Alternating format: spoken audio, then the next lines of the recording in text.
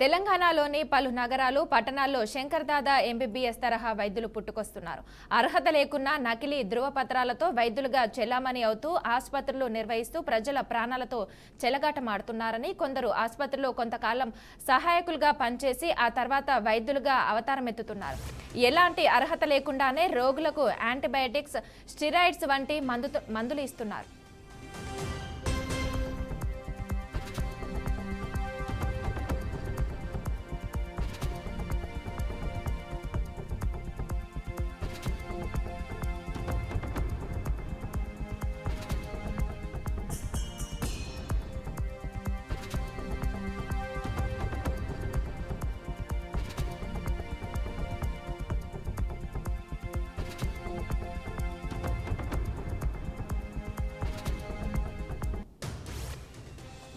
ఈ క్రమంలోనే అర్హత లేని వైద్యుడు అనుమతి లేని ఆసుపత్రిలో ఓ మహిళకు శస్త్రచికిత్స చేయగా వైద్యం వికటించి ఆమె మృతి చెందిన ఘటన నల్గొండ జిల్లా సూర్యాపేటలో చోటు చేసుకుంది.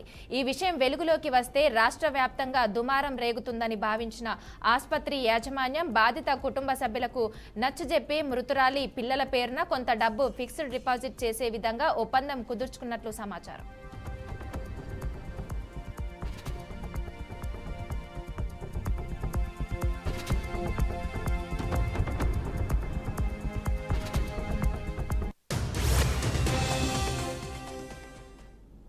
పోయిన ప్రాణం తిరిగి రాదు కదా అంటూ వారికి నచ్చజెప్పినట్లు తెలుస్తుంది. ఆ మహిళను కాపాడేందుకు 20 లక్షలు ఖర్చు చేయడంతో పాటు పిల్లలకు కొంత మొత్తం ఇస్తుండడంతో వారు అంగీకరించినట్లు సమాచారం. అయితే ఈ విషయం క్రమంగా బయటకు పాకి సోషల్ మీడియాలో వైరల్ కావడంతో ఈ వ్యవహారం బయటపడింది.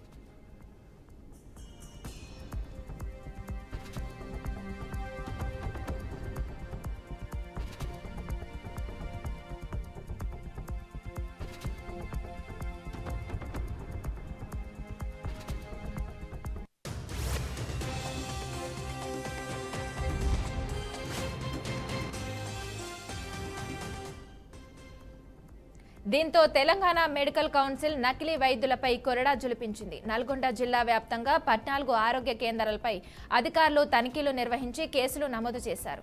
నకిలీ ఆసుపత్రులు, వైద్యులపై మెడికల్ కౌన్సిల్ సంబంధిత పోలీస్ స్టేషన్లో ఫిర్యాదు చేసింది. రాష్ట్ర వ్యాప్తంగా నకిలీ వైద్యులను అరికట్టించేందుకు చర్యలు తీసుకుంటున్నట్లు మెడికల్ కౌన్సిల్ వైస్ చైర్మన్ వెల్లడించారు. ఇక ఇదే అంశంపై మరింత సమాచారం మా ప్రతినిధి నల్గొండ శ్రీనివాస్ అందిస్తారు. శ్రీనివాస్, చెప్పండి. గుడ్ మార్నింగ్ మానస.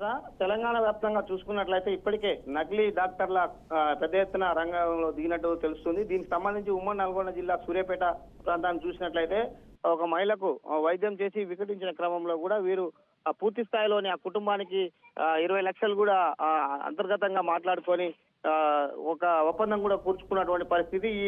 ఈ విషయాన్ని ఒక్కసారిగాను సోషల్ మీడియాలోనే వైరల్ అవడంతో అక్కడ ఉన్నటువంటి నకిలీ డాక్టరు సంబంధించినటువంటి గత వ్యవహారాలన్నీ బహిర్గతమైనటువంటి పరిస్థితి. ప్రధానంగా చూసుకున్నట్లయితే ఇలాంటి ఉమ్మడి నల్గొండ జిల్లా వ్యాప్తంగా గత కొంతకాలంగా డిఎంహెచ్ఓ సంబంధించినటువంటి కొంతమంది కూడా అనర్హత వాళ్ళకు కూడా సర్టిఫికెట్లు ఇచ్చారు.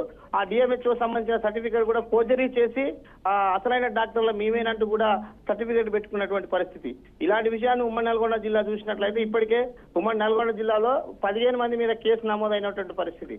గతంలో అనేక మంది నకిలీ డాక్టర్స్ కావచ్చు, సంబంధించినటువంటి మెడికల్ షాప్ లో సంబంధించినటువంటి ఎవరైతే ఉంటారో ఫార్మసిస్ట్ కాకుండా కూడా వాళ్ళు తీసుకొచ్చి అనవసరంగా వాళ్ళకు వైద్యం చేయాల్సినటువంటి అర్హత లేకుండా కూడా చేసి వాళ్ళని కుటుంబాలను కూడా ఇబ్బంది పెట్టినటువంటి పరిస్థితి. ఇదే విషయానికి సంబంధించి తెలంగాణ సంబంధించినటువంటి వైద్య ఆరోగ్య శాఖ వాళ్ళు కూడా సీరియస్ గా ఉన్నారు. గతంలో కూడా ఉమ్మడి నల్గొండ జిల్లా కూడా వారు పర్యవేక్షించినప్పుడు కూడా కేసు నమోదు చేయడం జరిగింది. ఈ విషయాన్ని చూసినట్లయితే సూర్యాపేట జిల్లాలో ఉన్నటువంటి నకిలీ డాక్టర్స్ వారం రోజుల క్రితమే ఒకరికి ఆల్రెడీ వాళ్ళ మీద నోటీసులు కూడా జారీ చేశారు. అయినా కూడా అదే ప్రాంతంలో మళ్ళీ నకిలీ డాక్టరు బయటపడడం ఒక విచిత్రంగా ఉంది. డిఎంహెచ్ఓ ఉన్నారు, దీనికి సంబంధించినటువంటి మెడికల్ ఆఫీసర్స్ పర్యవేక్షణలో ఉన్నారు. కానీ డిఎంహెచ్ఓ కానీ అక్కడ ఉన్నటువంటి వాళ్ళు కూడా పూర్తి స్థాయిలోని పర్యవేక్షణ లోపం అనేది కూడా స్పష్టంగా అర్థమవుతున్నటువంటి పరిస్థితి. తెలంగాణలో ఉన్నటువంటి మెడికల్ సైన్స్ సంబంధించినటువంటి అధికారులు కూడా వారికి ప్రతిసారి చెప్తూ ఉన్నారు. కానీ ఇక్కడ డిఎంహెచ్ఓకి సంబంధించినటువంటి సెక్షన్ లో పనిచేసే వారా నకిలీ సర్టిఫికేట్లు ఇచ్చేది, లేకపోతే ఈ డాక్టర్ సంబంధించినటువంటి సర్టిఫికేట్ తీసుకున్న వారు మిగతా ప్రాంతాల నుంచి తెస్తున్నారా అనేది ఒక కన్ఫ్యూజన్ గా ఉన్నటువంటి పరిస్థితి. ప్రతిసారి డిఎంహెచ్ఓస్ మారినప్పుడల్లా ఈ తంత్రాంగం బయటపడుతున్నటువంటి పరిస్థితి. పూర్తి స్థాయిలో ఆ జిల్లా యంత్రాంగం ఇప్పటికైనా ఎవరైతే డాక్టర్స్ ఉంటారో వారికే ఇవ్వాలి, లేదైతే అనవసరంగా అనేక మంది అమాయకుల ప్రాణాలు కూడా పోతుందనేది కూడా ప్రజలు కూడా ఆవేదన వ్యక్తం చేస్తున్నటువంటి పరిస్థితి. ఇది తెలంగాణలో జరుగుతున్నటువంటి పలు జిల్లాలో ఇప్పటికీ అనేక మంది అమాయకుల ప్రాణాలు కూడా బలిగొన్నారు. వీరు ఆర్ఎంపీ డాక్టర్లుగా చేసుకొని మేనేజ్మెంట్ చేస్తూ హాస్పిటల్ నడిపించేవారు. పదేసారి కూడా పూర్తిగా ఎంబీబీఎస్ డాక్టర్ గా బోర్డులు పెట్టుకొని వాళ్ళు రంగప్రవేశం చేసి అనేక మంది ప్రాణాలు కూడా పోతున్నటువంటి పరిస్థితి.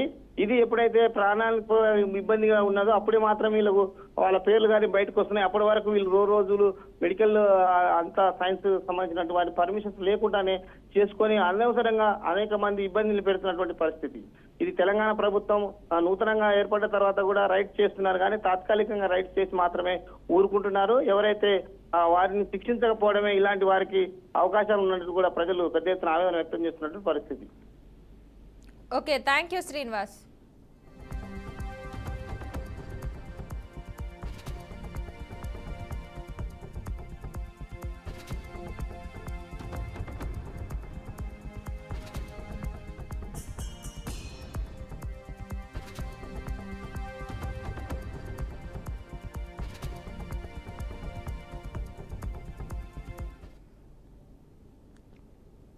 కర్నూలు జిల్లా హలహర్వి మండలం అమృతపురం గ్రామంలో పెద్ద వెంకటేష్ అనే ఓ హత్య కేసును ఛేదించినట్లు డీఎస్పీ వెంకట రమణయ్య తెలిపారు.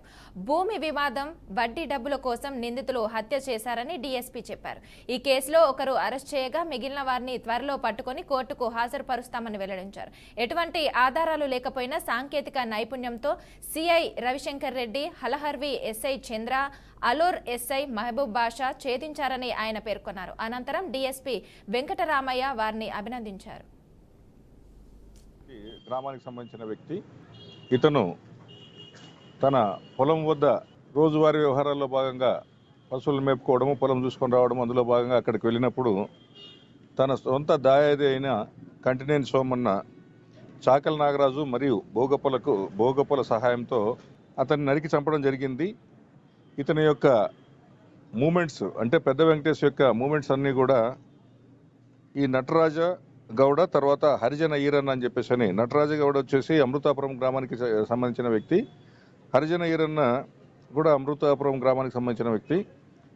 వీళ్ళిద్దరి యొక్క సహాయ సహకారాలతో ఎప్పటికప్పుడు సమాచారాన్ని రాబట్టి అతని యొక్క కదలికలన్నీ కూడా ఎప్పటికప్పుడు చేరవేస్తూ వీళ్ళు సోమన్నకు, తర్వాత చాగల నాగరాజు, భోగప్పకు ఇవ్వగా ఆ 25వ తారీఖున 1 గంట నుంచి 2 గంటల ప్రాంతంలో ఈ కంటినేని పెద్ద వెంకటేష్ అనే వ్యక్తిని చాకలి నాగరాజు హొలగుంద, తర్వాత భోగప్ప ఉట్నూరుకు సంబంధించిన వాళ్ళు నరికి చంపుతూ పెద్ద వెంకటేష్ కూడా వాళ్ళకి తోడుగా పోయి వెంటనే ఇమీడియట్గా నరికి చంపడం జరిగింది. దీనికి కారణాలు ఏమంటే ఈ చనిపోయిన మృతుడు పెద్ద వెంకటేష్ అతను కొద్దిగా డబ్బులు ఎక్కువగా వడ్డీలకు ఇస్తూ ఉంటాడు. తన దాయాది అయిన కంటినేని సోమన్న కూడా డబ్బులు ఇవ్వడం జరిగింది. సో అతను యాక్చువల్గా ఇచ్చింది 2,50,000. ఆ 2,50,000 గాను వడ్డీ కూడా ఆల్రెడీ 60,000 రూపాయలు కట్టడం జరిగింది. కానీ అతను 2,50,000కు 4 లక్షలు అది తిప్పి రాస్తూ 4 లక్షలు అప్పు ఇవ్వాలని చెప్పేసి అని డిమాండ్ చేస్తే ఆ 4 లక్షల అప్పులో భాగంగా 3 లక్షల రూపాయలు అప్పుని ఇతను చెల్లించడం జరిగింది. సో సొంత దాయాదే కాబట్టి నా భార్య లేదు, తర్వాత మీకు దానికి సంబంధించిన ప్రామిసరీ నోట్ పత్రాలు ఇస్తానని చెప్పేసి అని చెప్తే నమ్మి రావడం జరిగింది. తర్వాత సడన్గా అతను కొంతకాలం తర్వాత ప్లేట్ ఫిరాయించి లేదు మొత్తం డబ్బులు కట్టాలి అని చెప్పేసి తన భార్యతో ఫోన్ చేయించాడు, అంటే మృతుడి భార్యతో ఫోన్ చేయించాడు. ఆ ఫోన్ చేయించిన తర్వాత అప్పటి నుంచి ఇక ఇద్దరి మధ్య వాగ్వాదం జరుగుతూ ఎన్నోసార్లు ఒకరికొకరు తిట్టుకోవడం జరిగింది. అంతేకాకుండా పంచాయతీ కూడా జరిగింది. పంచాయతీలో పెద్ద మనుషులు ఆల్రెడీ 3 లక్షల రూపాయలు ఇచ్చినారు, 1 లక్ష మాత్రమే ఇవ్వాలని చెప్పేసి దానికి సంబంధించి రాతపూర్వకంగా కూడా మాట్లాడుకున్నారు. అది ఒకరికొకరు కొట్లాడుకోకుండా ఉండాలని చెప్పేసి పోలీస్ స్టేషన్ దగ్గరికి కూడా పోయి ఈ విధంగా వీళ్ళిద్దరి మధ్య తగాదా జరిగింది, అది మేము పంచాయతీ పెద్ద మనుషులు తీర్చేసినాం, వీళ్ళిద్దరి మధ్య ఎలాంటి అభిప్రాయ భేదాలు లేవని చెప్పేసి కూడా చెప్పడం జరిగింది. ఫ్రాన్స్లోనే ఓ రైతు రాత్రికి రాత్రే కోటీశ్వరుడయ్యే అదృష్టం తలుపు తట్టిన ప్రభుత్వ నిబంధనలు అతన్ని ఆనందాన్ని ఆవిరిచేశాయి. తన పొలంలో సాధారణ పరిశీలన చేస్తుండగా ఊహించని విధంగా భారీ బంగారు నిక్షేపాలు బయటపడడంతో ఆ రైతు ఆశ్చర్యానికి గురయ్యారు. విషయం వెలుగులోకి వచ్చిన వెంటనే ఫ్రెంచ్ ప్రభుత్వం రంగంలోకి దిగి తదుపరి కార్యకలాపాలన్నింటినీ నిలిపివేసింది. ప్రాథమిక అంచనాల ప్రకారం ఆ భూమిలో 150 టన్నులకు పైగా బంగారం ఉండవచ్చని, దీని విలువ సుమారు 4 బిలియన్ యూరోలు, భారత రుసుము ప్రకారం దాదాపు 35,000 కోట్లకు పైగా ఉంటుందని భూ విజ్ఞాన శాస్త్రవేత్తలు అంచనా వేస్తున్నారు. ఇంత భారీ మొత్తంలో బంగారం దొరకడం అనుభవజ్ఞులైన జియోలాజిస్టులను సైతం ఆశ్చర్యానికి గురిచేసిందని డైలీ గెలాక్సీ తెలిపారు.